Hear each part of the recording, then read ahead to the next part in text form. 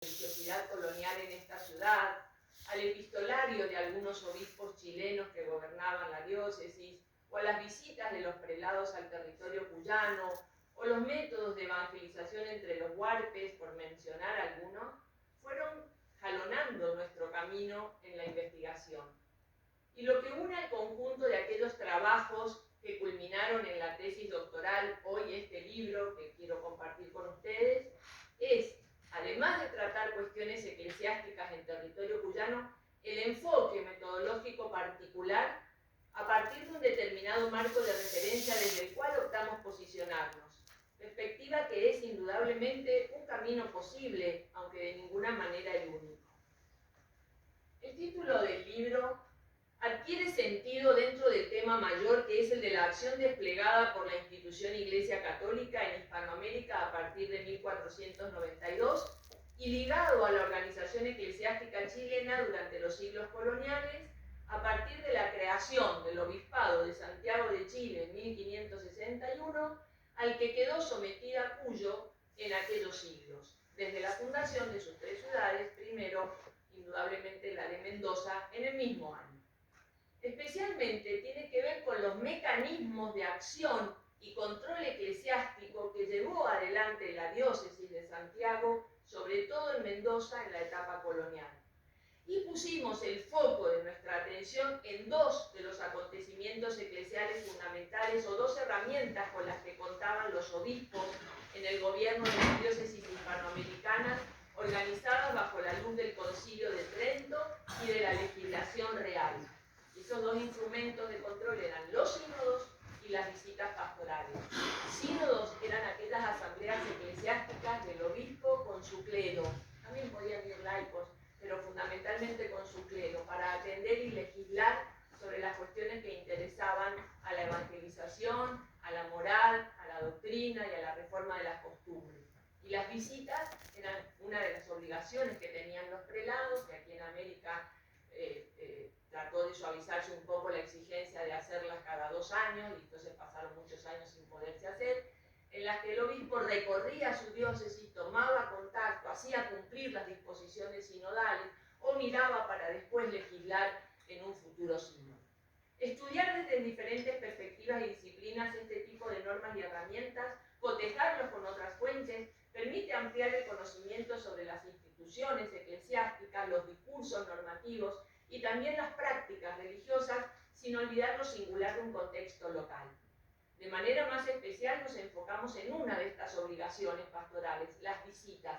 que en el lapso de 2 siglos y medio efectuaron los obispos de Santiago a las ciudades cuyanas, en especial a Mendoza, y las acciones desplegadas por ellos, que quedaban asentadas en autos, edictos, informes y en las posteriores comunicaciones al rey.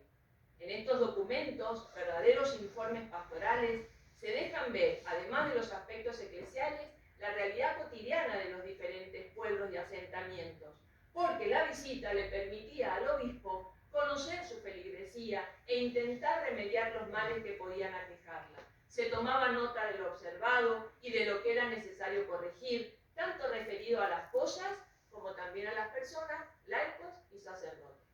Dado que la temática implicaba conocer aspectos significativos de la vida religiosa de esta región y de esta ciudad en aquellos siglos, y atendiendo a que es un tema y periodo que no ha sido suficientemente explorado por la historiografía local y regional, pensamos que era pertinente abordar.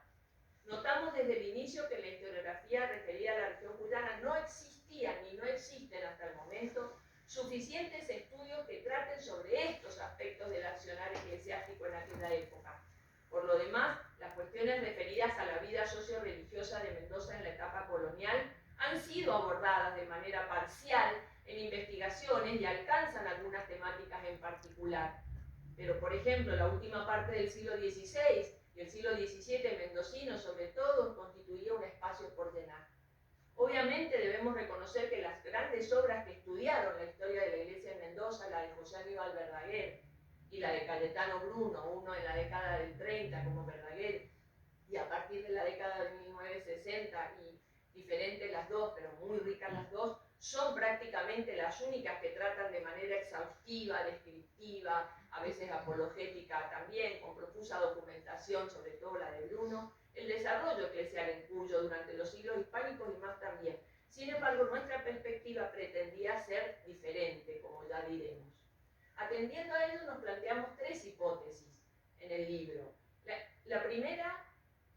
es que la institución episcopal, o sea, la figura del obispo como agente activo, tuvo relevancia en lo que se refiere a la organización y consolidación de la iglesia regional y local. La segunda es que las visitas de los obispos de Santiago de Chile, a Mendoza y a Cuyo representaron un esfuerzo pastoral que trascendió lo religioso. Y la tercera es que la falta de concreción de las visitas repercutió negativamente en el adelantamiento y mejora de la acción de la iglesia cuyana, tanto en el orden espiritual como también en lo material. ¿Y por qué queremos destacarlas? Porque pensamos que pudieron confirmarse en la medida en que, a través del desarrollo de las diferentes circunstancias y procesos expuestos en el libro, puede vislumbrarse el rol que desempeñaron los obispos en la integración de las aldeas cuyanas a todo lo que implicaba la organización de la diócesis, la magnitud del esfuerzo pastoral que enfrentaban para cumplir su obligación de la visita, en someterse a una barrera geográfica inmensa como lo era la cordillera, y lo es la cordillera que habilitaba el paso entre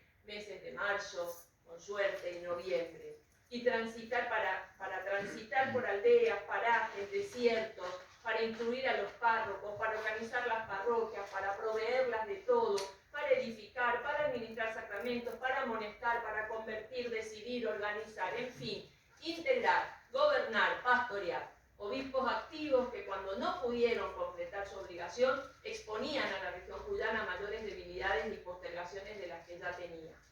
Desde el principio tuvimos claro que esta investigación se inscribe en el campo de una historia sociocultural, conectada con enfoques propios de la historia de la Iglesia, de la historia religiosa, del derecho y aún de las mentalidades.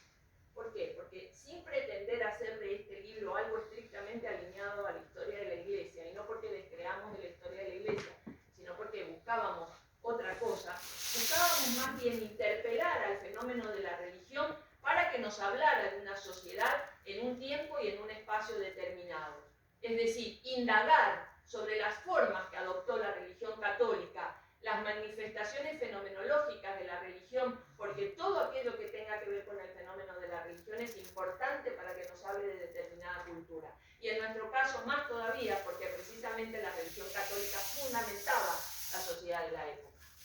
Pusimos también el acento en actores individuales, los obispos, pero en permanente relación con actores colectivos, las instituciones, la comunidad, los curas, párrocos, las etnias, los vecinos, en un escenario y en unas circunstancias particulares como era Mendoza en Cuyo. Las nuevas perspectivas en la historia eclesiástica, que incorporan variables jurídicas, sociales, económicas, prácticas institucionales, leyes, doctrina y comportamientos, lleva a que sea un desafío metodológico adentrarse en las sociedades coloniales hispanoamericanas con el objeto de estudiar cualquier fenómeno religioso, porque implica nutrirse de diferentes opciones y caminos para abordar el objeto de estudio. Por eso el proceso de acercamiento y abordaje de las fuentes eclesiásticas y profanas fue entendido con una mirada amplia que intentara captar varias dimensiones implícitas en el problema. El acceso a documentos eclesiásticos, quise detenerme en esto que ustedes no van a poder ver, pero ya les cuento,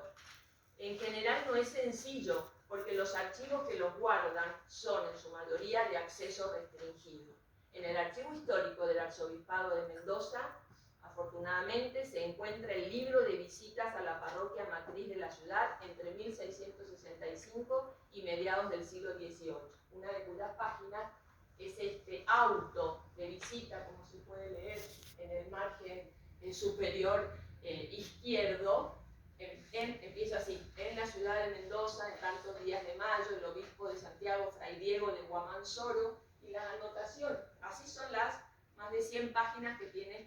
este libro de visitas incompleto que afortunadamente encontré en el archivo y alcancé a fotocopiar y a digitalizar antes de la pandemia. Por eso pude terminar la tesis doctoral en el tiempo prudencial, o no tan prudencial porque ya no soy muy joven, que digamos. Pero ahí en las anotaciones se ve lo que se va resumiendo: que sea decente y que se ponga una seda sobre la custodia del Santísimo Sacramento. Más abajo se anota: este libro debe quedar en poder del cura. Es decir, franciscanas son muy minuciosas en disposiciones que el obispo hacía cada vez que visitaba la parroquia.